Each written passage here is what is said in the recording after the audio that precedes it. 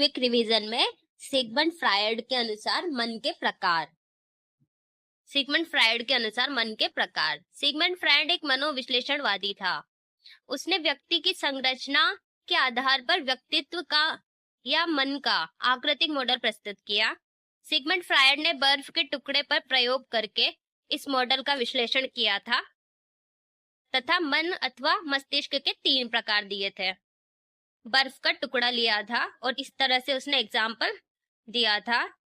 बर्फ का टुकड़ा जैसे 10% ऊपर जो उभरा हुआ भाग है और नीचे 90% जो डूबा हुआ भाग है पानी के अंदर, तो उभरे हुए 10% भाग को तो इसने चेतन मन कहा था, जिसे कॉन्शियस माइंड बोलते हैं, और अचेतन मन को इसने अनकॉन्शियस माइंड कहा था। अचेतन मन 90% जो 9/10 होता है, और जो बीच का जो भाग है ना डूबा हुआ है न अंदर है न बाहर है, उसे अर्धचेतन मन कहा, सब कॉन्शियस माइंड।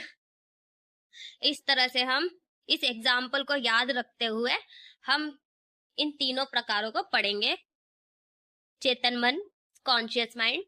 मन का सबसे छोटा भाग होता है जो 1/10 होता है, मतलब 10% होता है माइंड का। चेतन मन का अर्थ जागृत अवस्था होती है, यानी कॉन्शियस माइंड, मतलब हम जगे हुए हो, एक्टिव हो। यह मस्तिष्क का सक्रिय भाग है, एक्टिव भाग पार्ट है ये। ऊर्जा का अधिक व्यय होता है, एनर्जी ज्यादा लॉस्ट होती है इसमें। सिगमंड फ्रायड ने चेतन मन की तुलना बर्फ के उस भाग से की है जो पूरी तरह से जल के ऊपर तैरता हुआ है।